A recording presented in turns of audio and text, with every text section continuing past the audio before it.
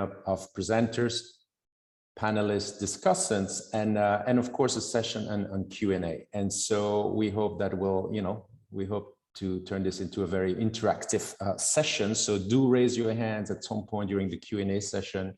Do use the chat box if you have questions for the panelists and discussant, and we'll hopefully we'll have a lively discussion towards the end of the hour. But first, let me introduce you to Her Excellency, Mrs. Vanessa Frazier, who's the permanent representative of Malta. She's also the chair of General Assembly Economic and Financial Committee, the second committee. So, Excellency, thank you for making the time. As I said, I know it's a busy day, it's a busy week, upcoming weeks as well. So lovely to see you, and the floor is yours for the introductory remarks. Thank you very much.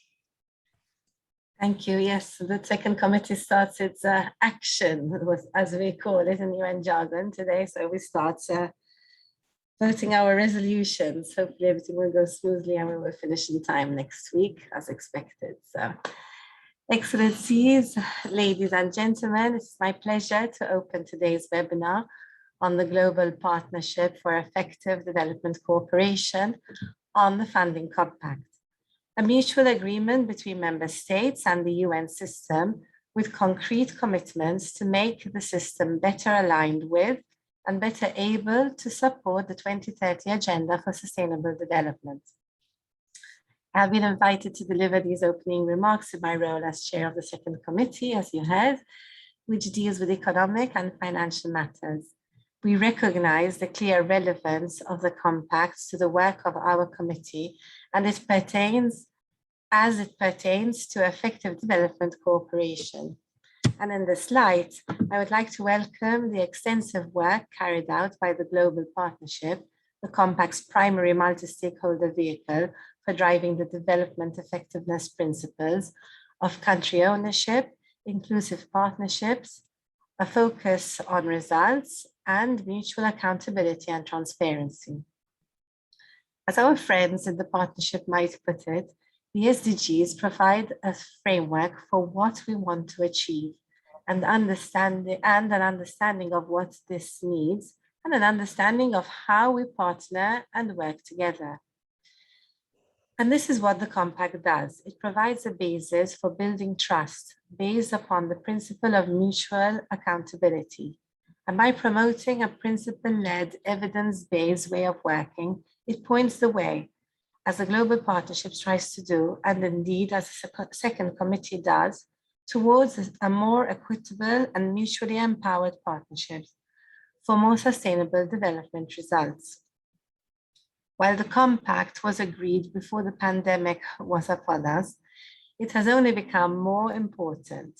It makes sure that the system is aligned with in-country priorities, improving results reporting, and SDG alignment as countries respond to crises, while donors ensure the system has stable and adequate funding sources so that it can adapt and effectively respond to emergencies like the pandemic and the long-term fallouts we are still contending with.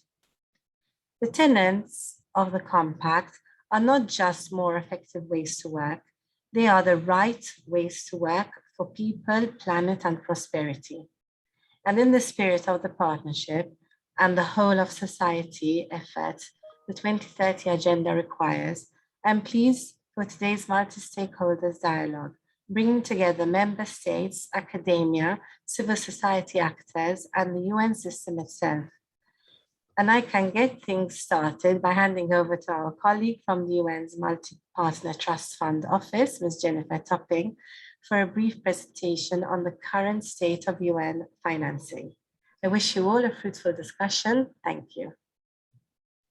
Your Excellency, thank you very much for your kind words, also an insight. It's a great way to kick off the webinar. Thank you for the transition and good luck with the work and second committee. I know you'll be very busy as usual. And as you said, the transition now, good fortune to transition to our colleague Jennifer Topping.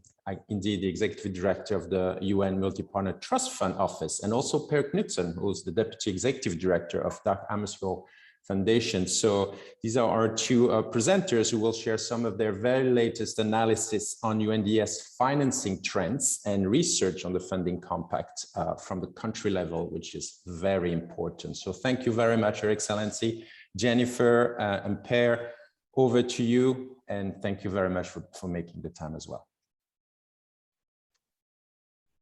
Thank you very much. Good morning, afternoon, and evening, everyone. Excellencies, Ambassador Fraser, thank you very much for that intro, and to all partners and colleagues, Second Committee, hosting this and sponsoring this event. It's really a pleasure to be with you here today and help set the table a little bit on some of the work we've done on the evidence base underpinning the financing trends of the UN development system. So as introduced, my name is Jennifer Topping, and I'm the Executive Coordinator of the UN Multi-Partner Trust Fund Office. Many colleagues and friends and partners here will be already familiar with that. For those that aren't, our role is a service function within the UN system to support the financing of coalitions, of multi-stakeholder partnerships, as the name suggests. So when the UN and other partners come together to do joint work in support of the SDGs, in support of humanitarian action, in support of anything that brings us together as a collaborative, our work is as a trustee to help design and structure those financial instruments so they are as effective and impactful and efficient as possible, and that the work of the global partnership and the joint team is really supported and appreciated in that regard. We do this work that I will initiate a few comments and slides and kind of evidence base related to the funding compact in a moment. We do this work together with our colleagues at the Dag Hammarskjöld Foundation. So a real hats off to our good friends and colleagues there, and Per Knudsen is with me and will follow on after me on some of the country level trends. So with that, I will begin. What I'm sharing is a bit of a quick snapshot of a report we do annually together with the Foundation on the financing of the UN development system. This year's report was called Time to Meet the Moment, very much about the quality and impact of financing as it relates to the SDGs and multilateralism. And within that, of course, very importantly, the funding compact underpinning our mutual accountability to the quality and quantity of financing for the UN to play its most effective role. So the report, and we'll share the link at the end for those of you who haven't seen it yet. The report has 3 parts to it. I won't go through the whole report, but just so you see the structure, the very first part, that's what I will focus on in my comments today, is really about facts first. We try to really help strengthen the financial evidence base for the discussions around the reform, the quality of finance, the funding compact, and other very important agreements and initiatives intergovernmentally that have taken place, and to help strengthen the evidence base so we can monitor and move our needle in the direction of the ambition of that mutual accountability framework. The second 2 parts look a little bit more at the ideas and the thematics around financing SDGs and multilateralism. And Per will spotlight on a couple of those points, but in particular on some of the issues around financing and country level impact and effectiveness. So I will go on from here. Thanks very much. So the first thing that the report does really, and what we see in the overall financial data of the UN system. So this is the UN system writ large, and this looks at across all the different roles and functions of the UN system from all different sources, what is the full aggregate picture of revenue flow to the UN system. So that, as you see in the orange bubble in 2019, that's the latest certified data reported in through the system was 56.9 billion US dollars. That's a slight increase from 2018, the year before. But importantly, what's one of the key lines in here as it relates to the components of the funding compact, which looks at the quality of funding and puts an emphasis in the funding compact on flexible and quality predictable resources. So core resources to the development system and core-like resources, meaning flexible interagency pooled funds and flexible thematic funds. So what we see here in the aggregate picture is an increase in the earmarked portion of funding over the 2010 to 2019 period from 51 to 58% of overall UN resources. This isn't the development system, but overall. And in the blue line, a slight decrease 2018 to 2019 in the voluntary core funding, although it's a slight increase in the longer term, but relatively stable. And to the question that was in the survey at the very front, those of you who answered about 10% of core funding in the UN system had the correct answer. It was 9.4% of voluntary core resources across the system in 2019. The portion of revenue, so you see the assessed budget as a proportion overall, with a bit of a decline 2018 to 19 or in the last few years. And the line with the increase is fees and other revenue, which is quite interesting. And that largely is driven when we break it out by some of the fee-based vehicles, particularly with WHO on the revolving fund for access to vaccines, etc. But those are the big trend lines, and the compact looks in particular at the core voluntary funding in the development system and the earmarked line, so the blue and the yellow. Just 1 second, Jennifer. I will try to enlarge the viewing of the. Okay, thank you. Hold on, just 1 second.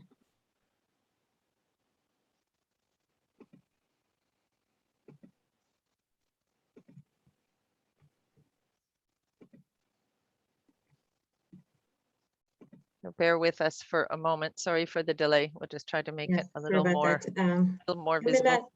I think I can't get in again.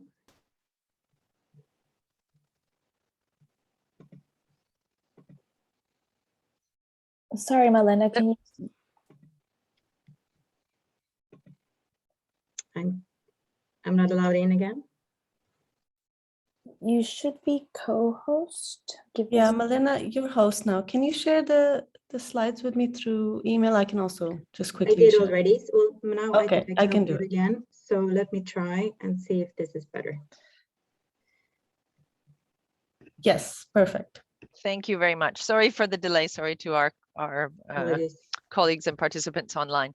So we'll move to the next slide then. So that was the one I was just speaking about with the core component parts. So this slide looks specifically at the UN development system and the operational activities for development. So this includes development and humanitarian under operational activities.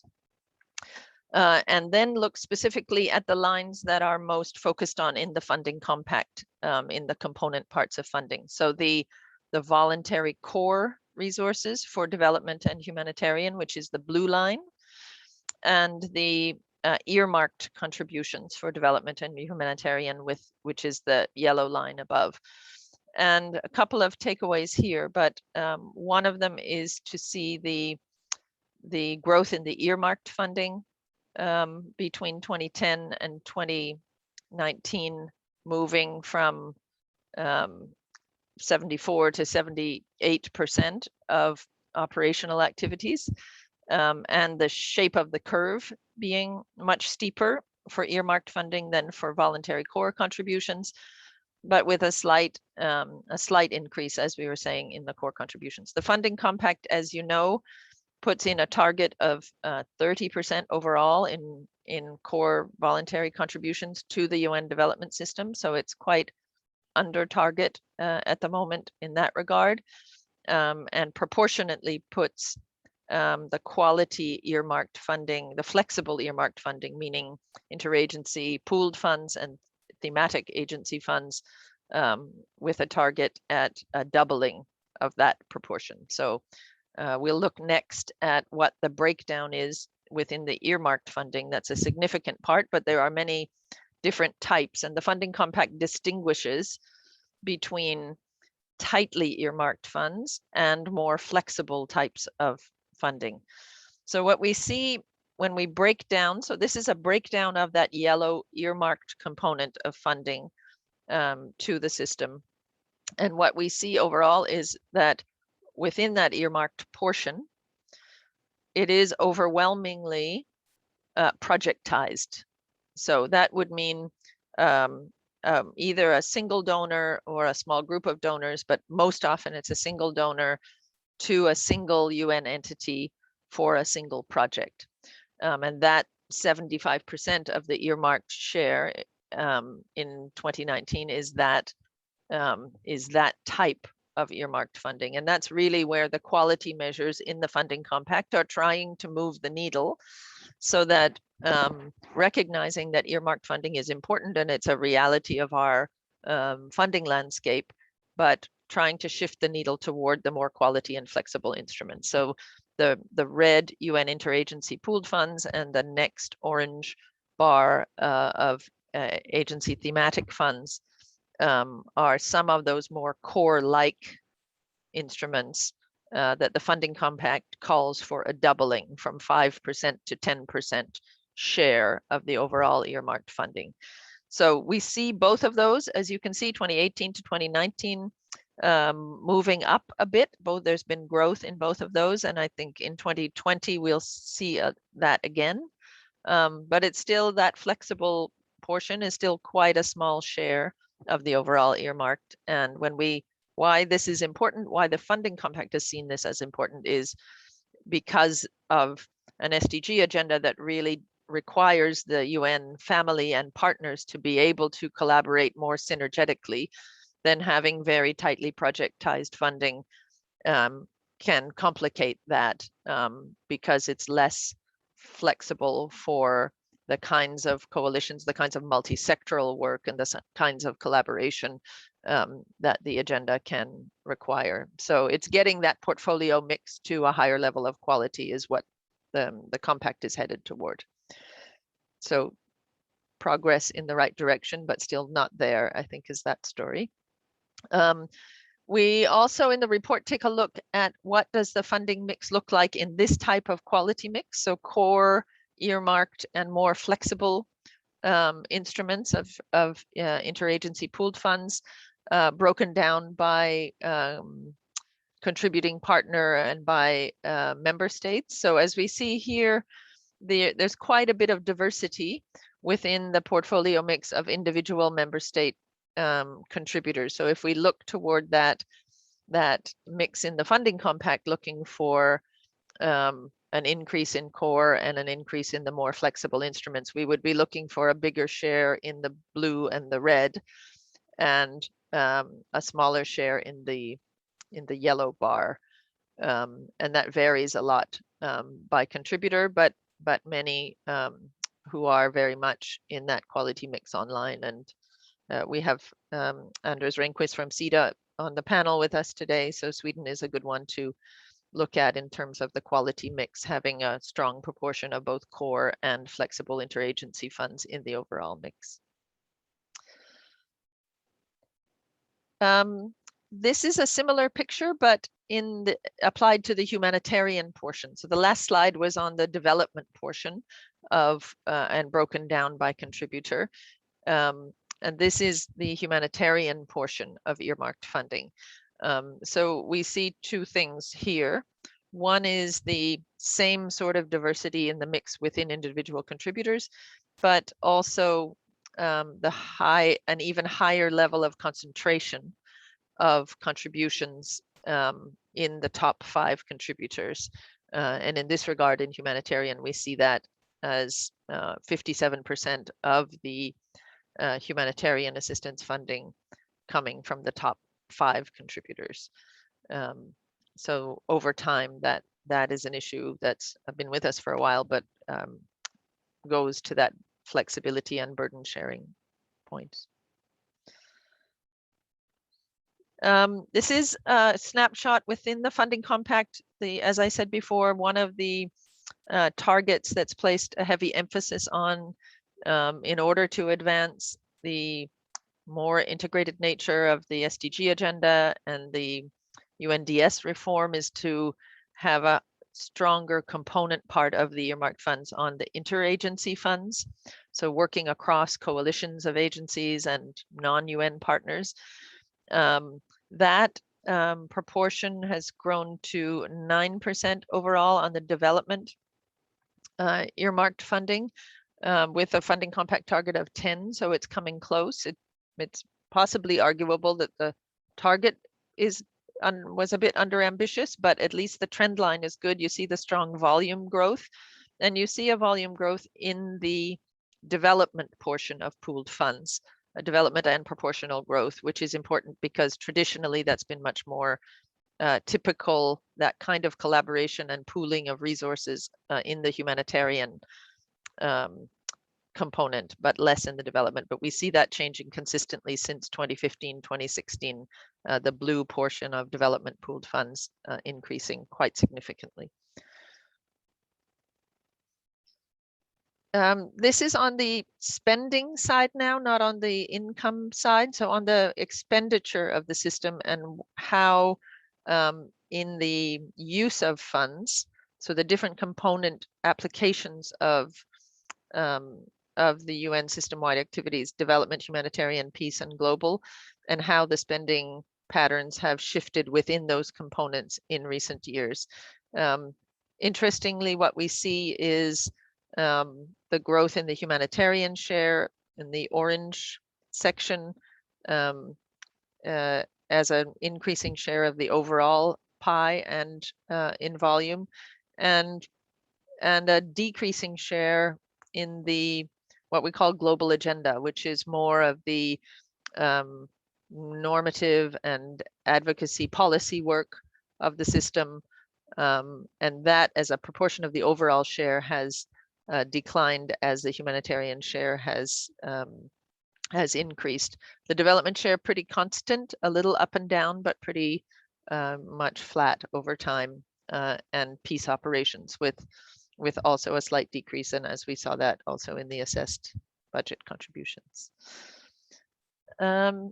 I think those are my highlights. There's lots more to it. The link is here for the report. I believe, yeah. Is it there? Anyway, we'll put it in the chat also to make that easy. And I will hand over to my colleague Per Knudsen, who will look a little bit at what some of the deep dives into country level financing. This is more at the global and aggregate picture as it relates to the core parts of the funding compact. Thanks very much, Steve. Back to you. Or to Per, whoever is next. Yeah, thank you so much. Thank you so much, Jennifer. And well, right away, let's go to Per, and then we can talk more. Per, thank you. Over to you. Thank you, Steve. Can I just check with you before I start? How many minutes do I have in the interest of conversation? I think, if you could stick to 7-8 minutes, Thank you so much. So, dear Excellencies, the Chair Malta of today, and all ambassadors of the second committee, distinguished colleagues. Let me start this with using just 1 minute to present who I am and the organization I represent, so you know who is in the room. And then spend about 5 minutes on the findings on the country consultations around the funding compact, and end with a minute on conclusions. The Dag Hammarskjöld Foundation was founded by Swedish Parliament and confirmed by a General Assembly resolution in 1962. So we are soon 60 years, and we were established as after the sad parting of the second Secretary General. And we work from the charter starting point with financing, leadership, and inclusivity between member states and UN leadership driving multilateralism through the UN. So this is where our work on quality funding also fits.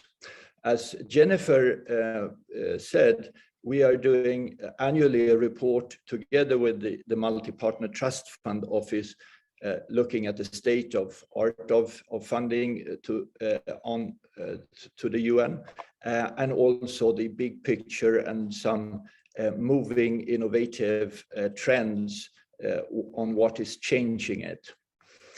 In complementary to that, we have been asked and entered into a collaboration also with the Development Cooperation Office.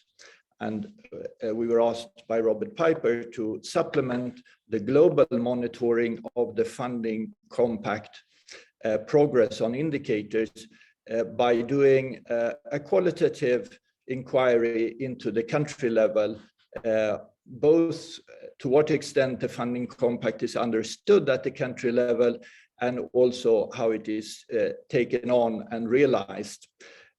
So we have done, over the past year, we have done no less than 70 consultations and conversations at country level across 7 countries, and those countries, just let me make sure I'm not forgetting anybody, is Guatemala, Indonesia, Jordan, Kenya, and Malawi, Papua New Guinea. And then we have also added country examples from Somalia and Colombia. Now, just a few words before I go into the findings. And I would really like to come back to Malta's introduction, because the ambassador made reference to aid effectiveness principles, outlining results, partnerships, and accountability. And she also made a point that the motivation behind the funding compact is actually how we optimize resources at the country level for SDG realization. So demystifying the funding compact, if you want, it's a unique potential welcomed by both member states and the UN entities to actually look into how the UN offering and support to country development priorities can be strengthened and made more effective. So what then is the situation and the picture on the ground? And while going into that, I would like to say that this report and the conclusions of these country consultations is just off the print, and we are in coming weeks going to launch it together with the Development Cooperation Office. So it will be circulated to you. Just to say that before I make some summary points from those country consultations. It is quite striking that the awareness at the country level of the funding compact is quite low. And that indicates that there is a fantastic potential if member states headquarters actually articulate and promote the funding compact principles through their embassies, strengthening embassies' engagement with the UN at the strategic level. The awareness on the UN side among UN country teams is better, but it is not really as good as it could be. And therefore, there is scope for both heads of agencies, ambassadors, and heads of corporations to look at what has been welcomed at the global level and see how can it be unpacked at the local level to strengthen the support of development priorities at the country level. The second finding is that the interplay between member states and the UN making funding decisions is not really strategically utilized yet. The report identifies that the new cooperation frameworks of the UN at the country level is a composite, is a potential multilateral strategy of all member states' response to that country. And if anything, we know from COVID the importance of coordinating resources and making priority choices, integrating competences, mandates, and innovation to have the best possible response. So utilizing the cooperation framework and the funding dialogue between member states and UN entities in coordinated ways is on the table. It is an obligation of the UN to actually enter into the new funding framework dialogues with member states, but still we are not really utilizing that potential. Instead, as Jennifer showed, despite or besides good efforts on new ways of working, the picture is predominantly featuring bilateral conversations between embassies and UN agencies, and resulting in a large proportion of earmarked projects. And that comes with the limitation of not responding to country needs in integrated ways. The third finding is really the positive shift towards integrated ways of working. And here, pool funding mechanism, multi-partner trust funds are showing the way and potentially catalyzing a more integrated and approach and potentially optimizing resources for SDGs. In this area of analysis, there needs to be a deepened understanding on what are the aspects of coordinated programming that result in transformation. Regardless if we are speaking about increasing prevention, or if we are speaking about integrated approaches to climate sensitive growth, shared prosperity, or if we are addressing complex result areas as inclusivity and leaving no one behind, strengthening livelihoods at the country level. The pool funding mechanism needs to bring together a shared analysis between member states and the UN. And here you can see a differentiation between pool funds that more or less patch together funding streams, but result and fund earmarked projects under it, and pool funds that are truly transformational in building on a shared and robust shared analysis, responding to complex development needs in a country. And we are trying in that report to bring out examples of such work where really member states and the UN is leading on change. But this is, although growing, as Jennifer put it, it is growing slowly, and the earmarked picture is still the predominant. And my last point is on visibility, that the accountability of the UN and showing results, improving reporting and crediting member states' funding of UN intervention needs to be emphasized in the area of integrated responses rather than earmarked. Visibility needs to be strengthened, and member state needs to be acknowledged for the contribution to the more coordinated approach, rather than the UN being asked by member states to report on attribution and piecemeal funding contribution. So my three takeaways here that the report points to, if I can go to the next slide and end there. Veronica, can you bring up the next slide? Yes. Is to strengthen the strategic dialogue at the country level. If embassies and the UN really sees the possibility of engaging in a dialogue around the funding compact principle when discussing how to resource the cooperation framework as a multilateral strategy and as a strategic response to countries' development priorities, huge gains on the result side can be won.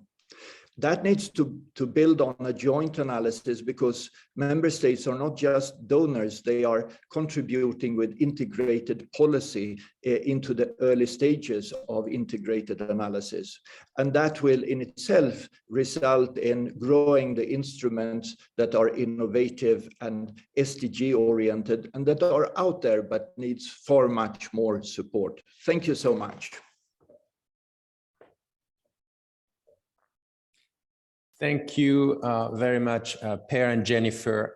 It's that kind of evidence-based analysis, and I think data-driven understanding that we need to keep on getting better to understand the baseline and where we're going in terms of targets that we all know, and really take stock of where we are and why things are improving too slowly. It's also good ammunition, I would say, to keep on advocating with our partners and donors on trying to achieve these results. So thank you very much for this analysis, these trends, and also what's going on at the country level. And your research is absolutely crucial for the future of this conversation. So thank you, Jennifer and Per.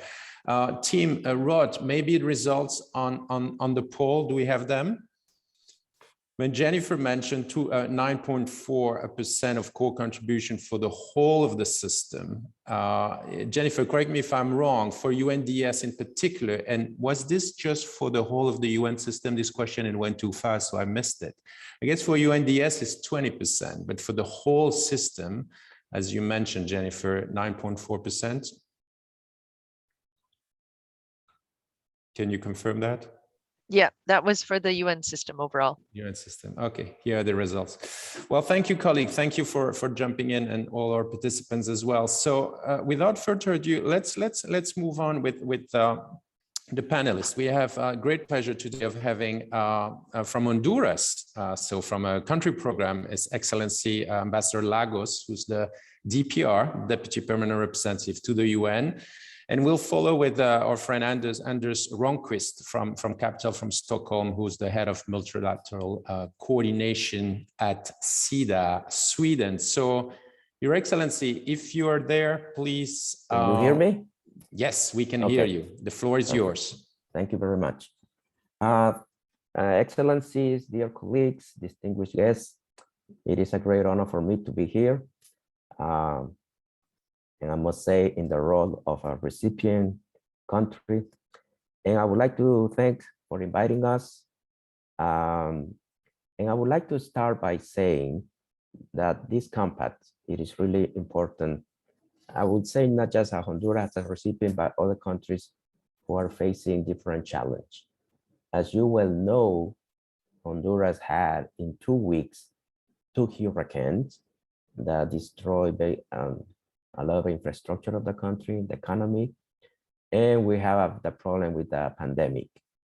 So Honduras, I would say at this moment, it is not in the position that, if we were in our way to achieve the sustainable development goals, right now, the country will really need the support of the international community. So in this sense, the compact, it is a symbol of the best multilateralism and attempt to do things in the language of the global partnership in principle-led, evidence-based way and with a clear indicator for success that allow parties to build mutual trust. So the system is better aligned with the Sustainable Development Goals and better serving his member states. It is true and it is fundamentally voluntarily, but we also see how powerful voluntarism can be. The Framework Convention on Climate Change, for instance, is premised on nationally determined contributions, also voluntarily. And yet dozens of countries around the world are choosing to ramp up their ambition with the help of many other organizations present here today to take on a shared challenge. Now, the main challenge for the UN development system is how it is delivering at country level. And I think from our point of view, that will be the main test of success for the funding compact also. It is helping the system have an impact and deliver better at country level. Question. For now, I believe the Secretary General report on the funding compact from earlier this year explained this in some detail. Progress on the compact is on the slow side. For the UN system, progress on half of indicator is rapid, and on around a third of indicator is still stalled or slow. For donors, meanwhile, these proportions are reversed. Close to half indicators report stalled or slow progress, and less than a third rapid or full progress. And this is probably part of the challenge we face here. The impact at country level is not necessarily there yet in all countries. And it makes sense that part of what is driving this relative lack of progress at country level is ongoing challenge in meeting commitments to the compact at global level. But despite the challenge, we remain committed to the compact because, like others, we see it is clear alignment with the effectiveness principles: country ownership, inclusive partnership, focus on results, and mutual accountability and transparency. And we see this principle as a basis for more empowered and equal partnership for more sustainable results. And the Honduran government has been working toward more effective development cooperation via the principle for some time now. We participated in the Global Partnership Effectiveness Monitoring Exercise in both 2016 and 2019, held national forums on effective development cooperation in 2017 and 2021. Responding to the results of the monitoring exercise, and in 2019, align our national development cooperation policy with the principles. And with more partners like Sweden here, and no doubt others in the room, committed to the compact and the effectiveness principles, we are confident we can make progress, and progress that reveals itself at a country level also. Thank you very much. Back to Steve. Thank you, Ambassador. Thank you for your thoughts and views and sharing your perspective from a program country level. And of course, we know and we take note again of the impact at the country level and the many remaining challenges at the country level. So maybe now the perspective from a donor with Anders from Sweden, from SIDA. Again, thank you, Ambassador, for taking the time.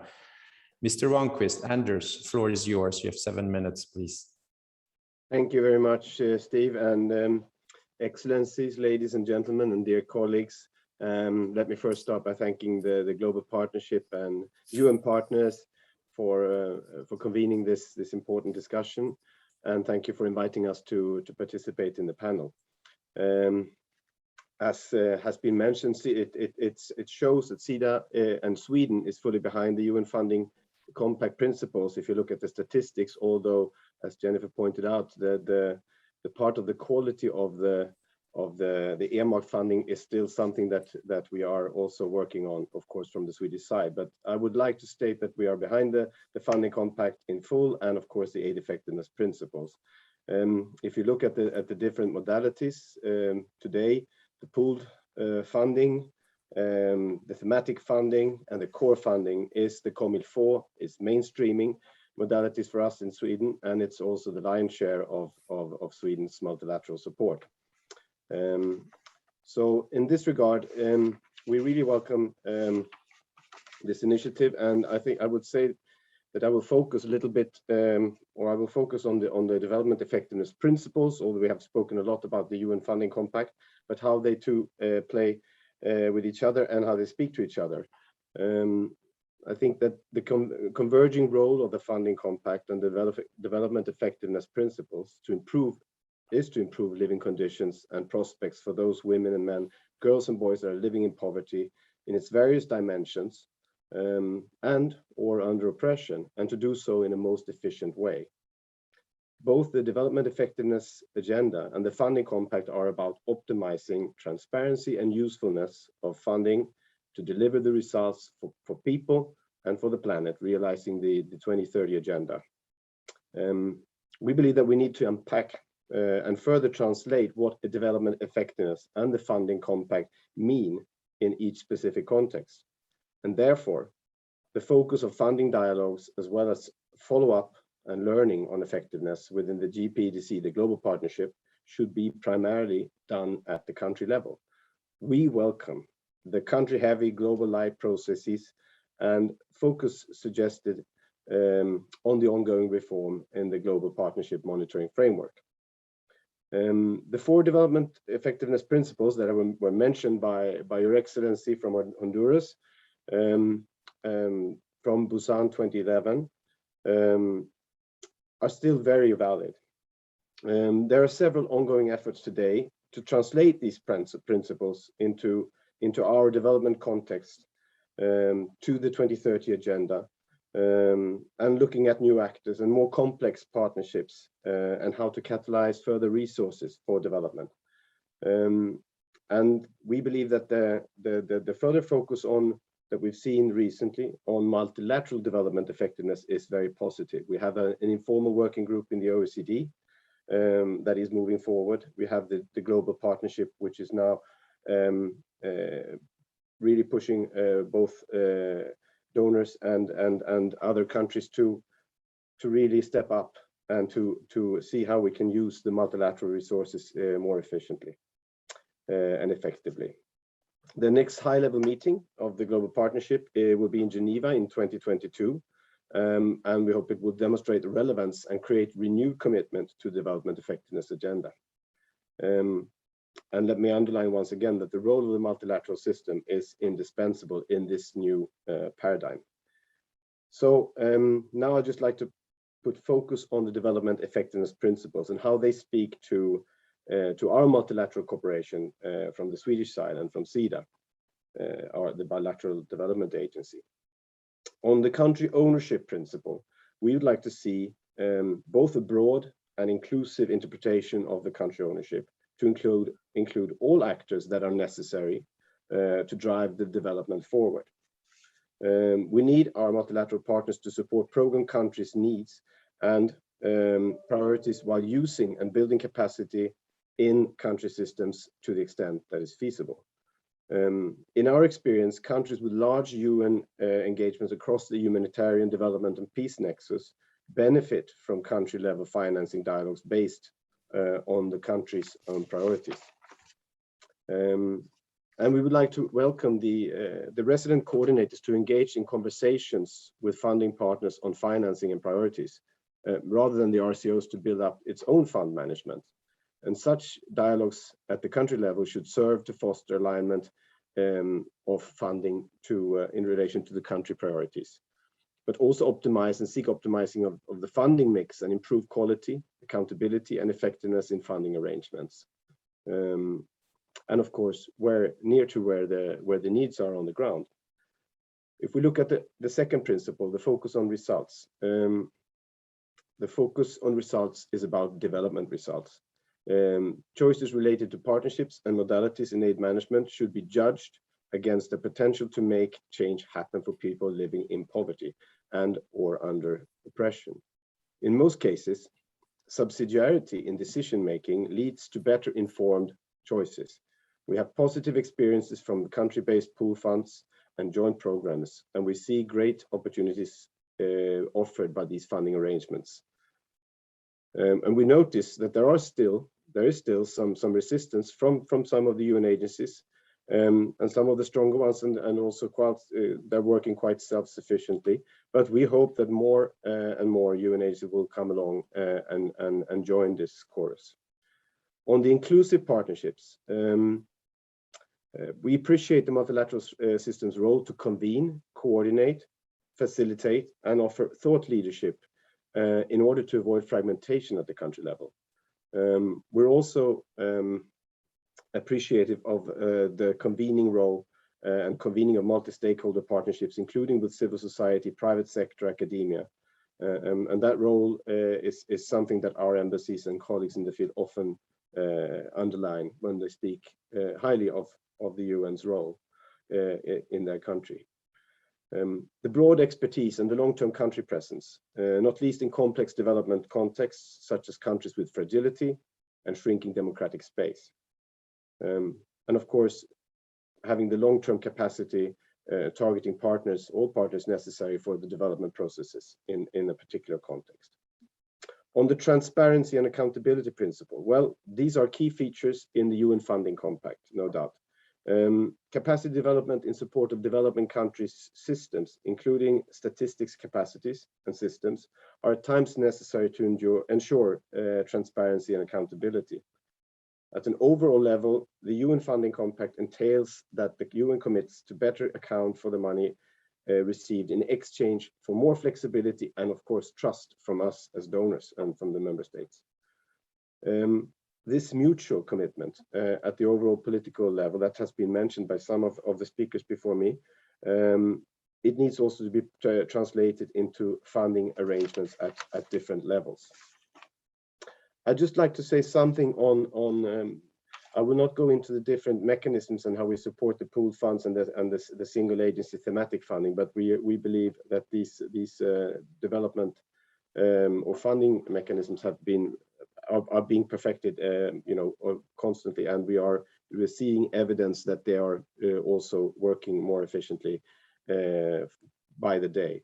So, but on the challenges, I would like to mention just a few points to find up to end up before we enter the next phase of this meeting. And the 4 points I would like to highlight is that we see that from our embassies about the increasing competition between the UN agencies, not increasing, but the competition is still there over the resources, and that it remains a significant counterforce, both to aid effectiveness, but also to the UN reform. And also in realizing, of course, the funding compact. So shifting from that project by project approach to a development approach and a program approach is where we want to see this particular challenge go. We also need to see more context appropriate ways to deliver funding compact commitments in countries and regions with recurrent protracted crisis and countries with limited capacities in the central government functions. And we believe it's important to ensure that thematic and pooled funding streams are designed to support the country level and avoid proliferation of standalone projects and centralization of decision making in a way that will increase the distance between implementation on the ground, one level, and the decisions on funding and where they are made.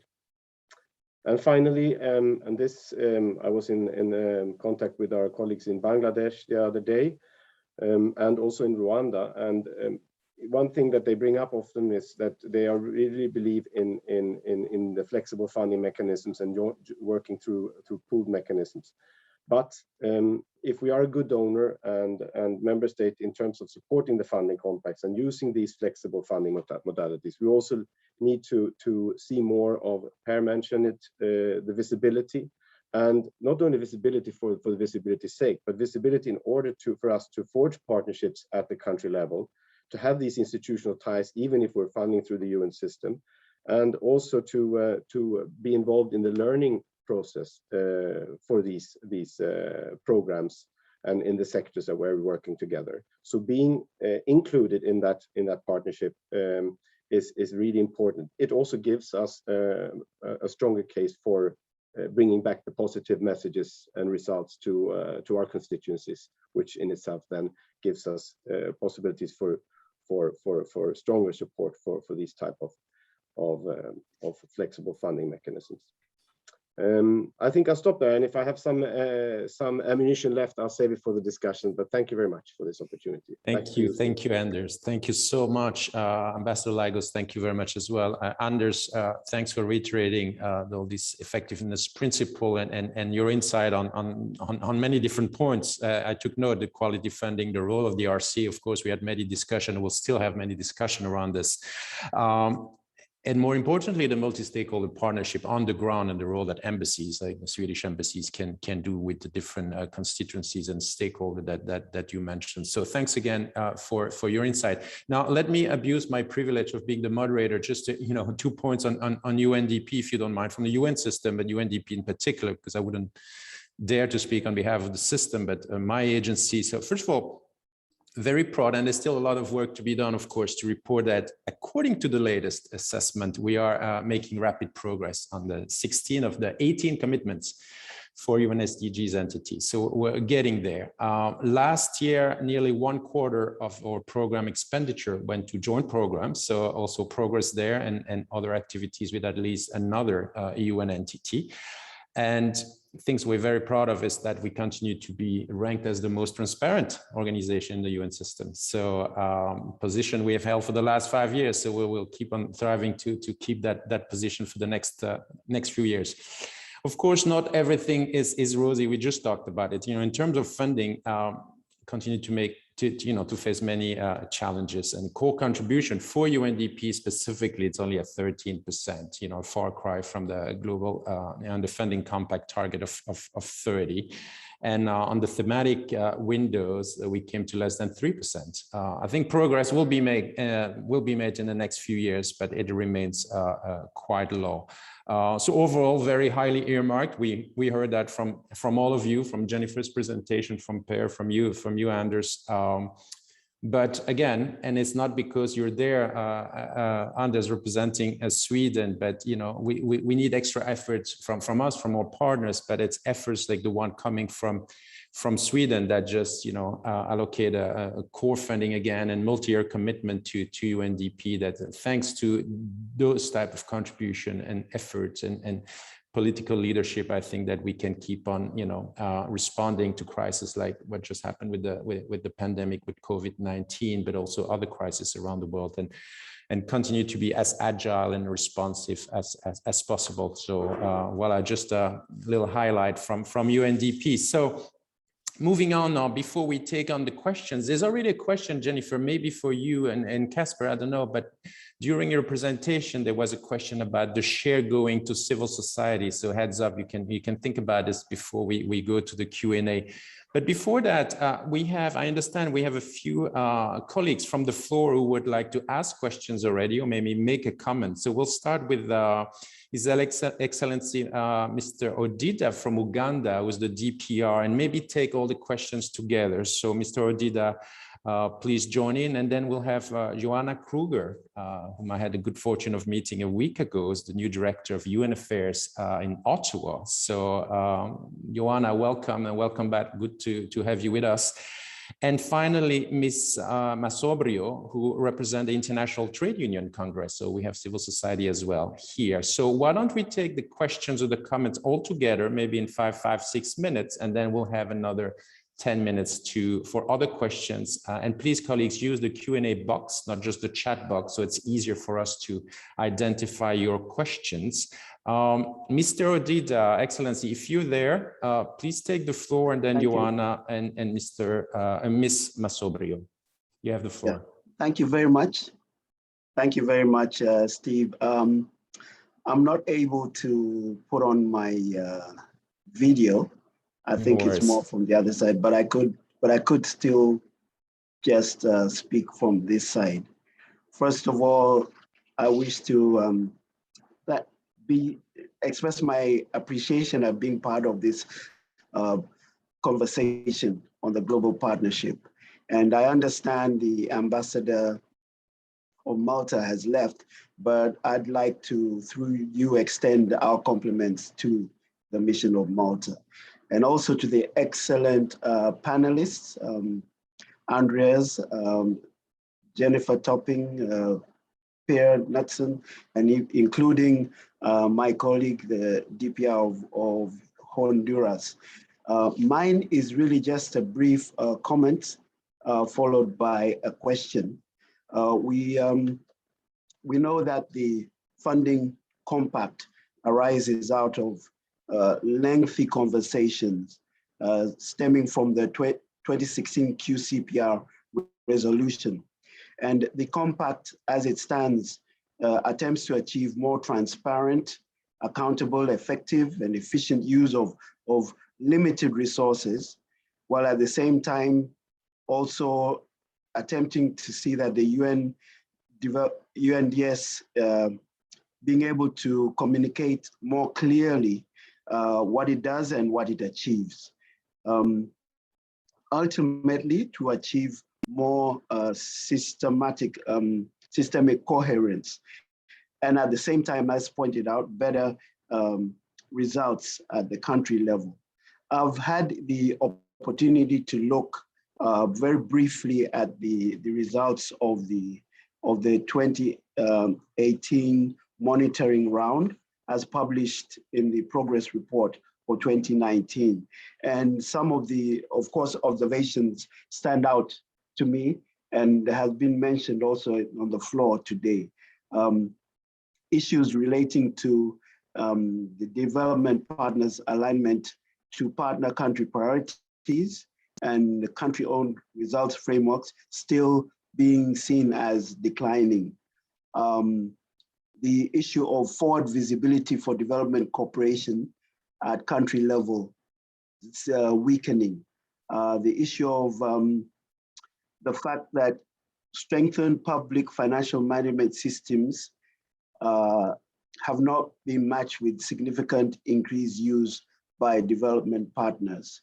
And so my question, I guess, here is that given this background, how can we ensure better accountability for donors in terms of their commitments to reduce earmarked funding and increase core as intended in the funding compact, and at the same time have a look at realizing that the good practices that are currently at play need to be rewarded.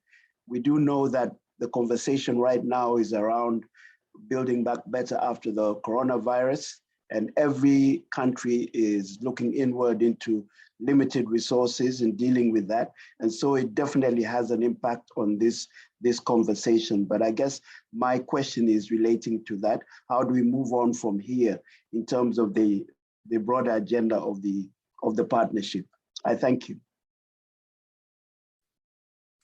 Thank you very much, Ambassador. Quite a very important question.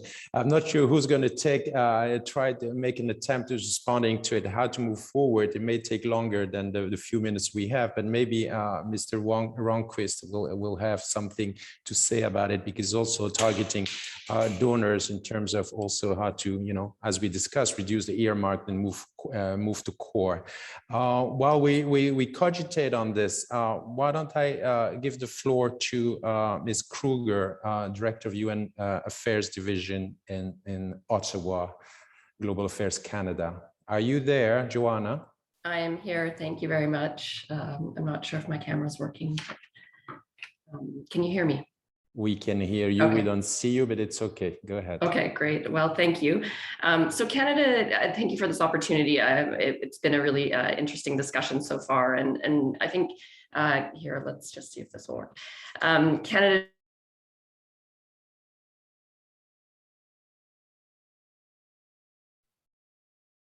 And now we have lost you.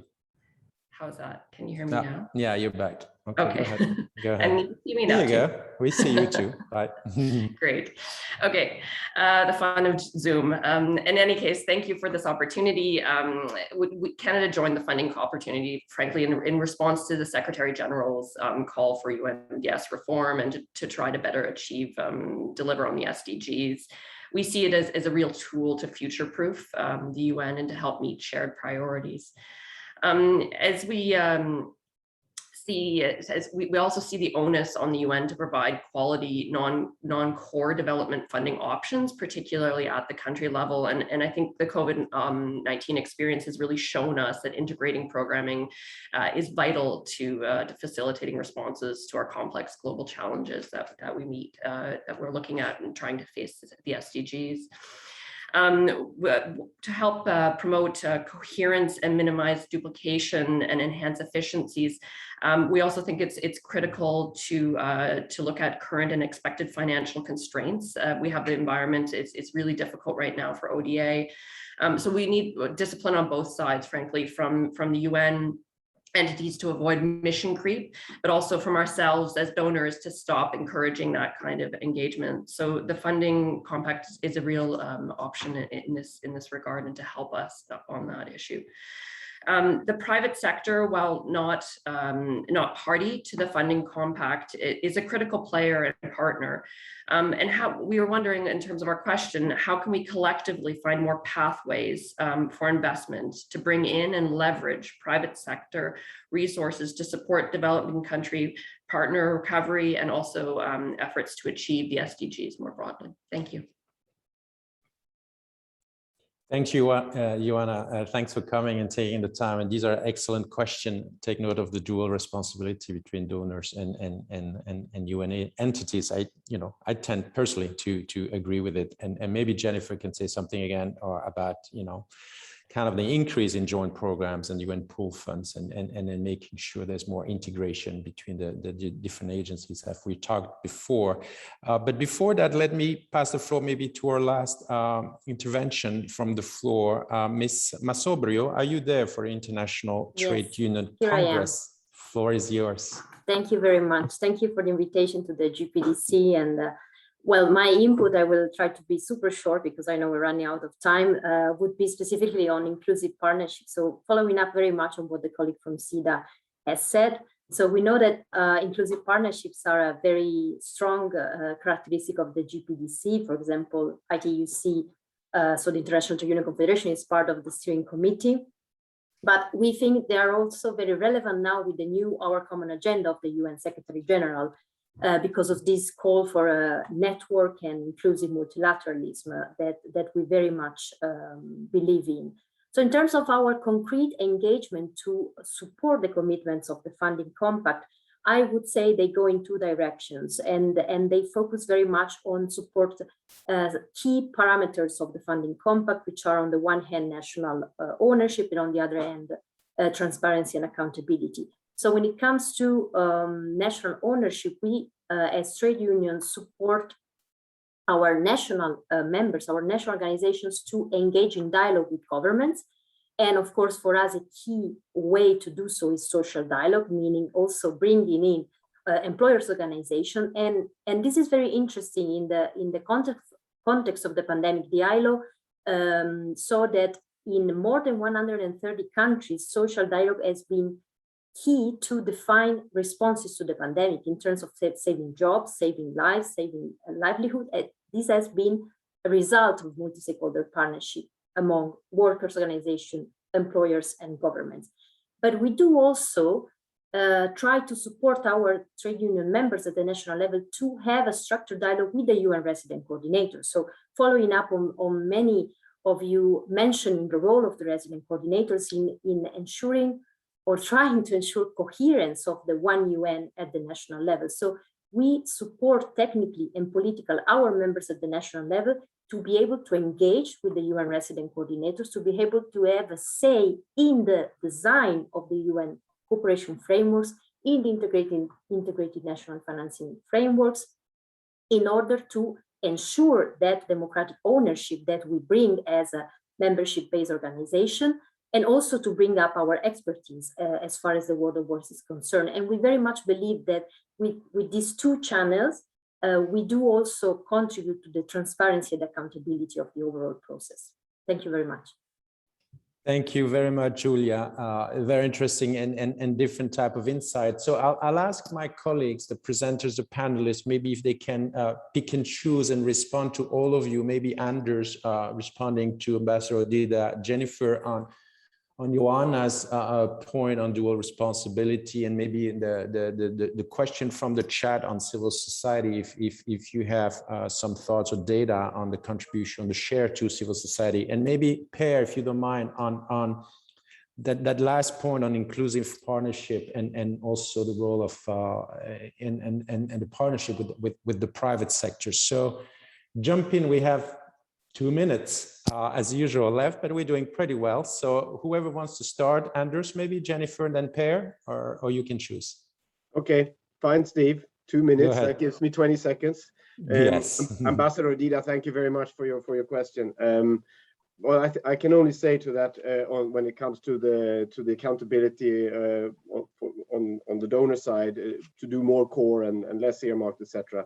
I mean, for us, we can only, inspire by, being a good example, setting a good example, and working towards more inclusive partnerships and increasing the quality of our multilateral funding.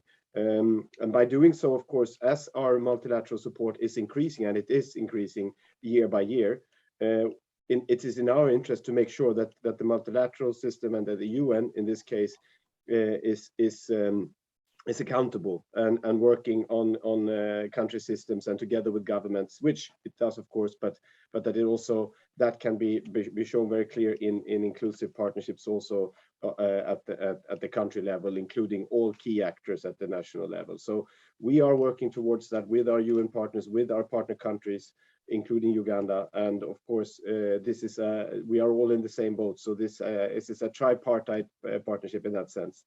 Thank you very much. Super, thank you very much, Anders, for your brief response, but totally accurate. Jennifer, you want to jump in? Yeah, sure. Thanks, and thanks to everyone for the questions. I'll go very quickly. In the link to the report that's there, there's a lot of these questions that are substantiated and visualized, and so for further detail, please do dive in and reach back to us or the foundation. But specifically on some of the questions raised, there was a question on spending to sectors. That we don't do specifically by sectors in our work and in the report. What we do is do it based on UN data by SDGs now, and there's more and more of a quality data set looking at goals and targets and how spending across the system together is tracking to SDG outcomes. So it's the substance there. And so I do invite you, I tried to put it in the chat, but images don't go. So I do invite you to follow the link in the report to that. Overall, what it says is there's a bigger portion of spending in a lot of the first SDGs, in other words, the core poverty ones, some of the social sector health spending, and then lower level of spending, especially in some of the sustainability and environmental goals, and the sustainable consumption production. So it's quite an uneven picture, but that's all in the report. On the issue of civil society and private sector, we track that in a inflow sense. So revenue into the UN system overall is about 5% from non-member state sources. That's not counting, of course, multilateral sources that's separate from that, the EC, et cetera, but from private sector foundations, civil society, et cetera, is about 5% overall. But we do make the point, and there's more treatment of this on the report, that in a way that's an important metric, but it's necessary and not sufficient, in the sense that the picture on the nature of the engagement with inclusive actors, private sector, civil society, et cetera, isn't really measured by the inflow of funding from them to UN accounts, but more, as Joanna was saying, on the kind of leverage points of, does the strategic positioning allow for a greater partnership? So we look at that more, and we also look at how some of the flexible financial instruments, like the pools, are better leverage instruments because they do aggregate better, they do position strategically around an outcome type financing, and that's something that's easier for private and investment and blended instruments to align with. Maybe I'll stop there because I know time is super short, but we're happy to take any more questions directly. Thank you, Jennifer, for very detailed answers. And maybe Per, to finish with the inclusive partnership, maybe the role of private sector. Thank you. I'll try to do that in 30 seconds by making 2 points from the report and country consultations. Countries consultations point out that the UN strategies, the cooperation frameworks, have a governing body that has a steering committee between the UN and the government. So Uganda's point on respecting PFM systems and looking at effectiveness speaks towards having funding dialogues closer to the UN strategy to really strike that. Secondly, they also obligate the UN to have consultations with civil society through the design of the cooperation framework. So that goes back to Julia's very important point.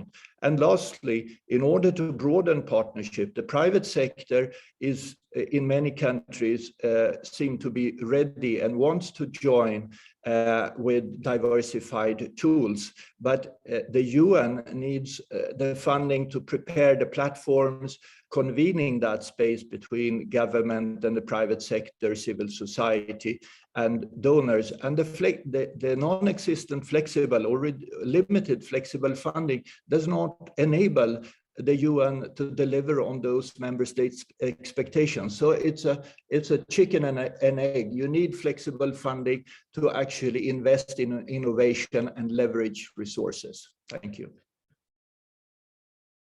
Thank you so much, Per, and thank you. I take this opportunity to thank you all our participants, our panelists, presenters, discussants. This was great, very enlightening. I thank you for sticking to the time as well. We could have done longer, I think, but we're all very busy. And so again, thank you.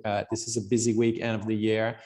Wonderful interventions, and let's continue. The presentations have been shared in the chat. If you haven't managed to get to them, do write to us, to Rod and colleagues, and we'll be happy to share them with you. Again, thank you for making the time, for your useful interventions and the discussion. Until next time, have a wonderful, wonderful day or evening. Ciao. Thank you for the Bye-bye. invitation. Thank you you so much. Thank you. Bye. Thank Bye-bye. you, colleagues. Bye. Thank you and bye.